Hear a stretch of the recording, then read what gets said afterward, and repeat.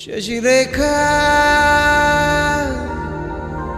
ఓ మాట చెప్పాలి చెప్పాక ఫీల్ కాక ఓ ప్రసాద్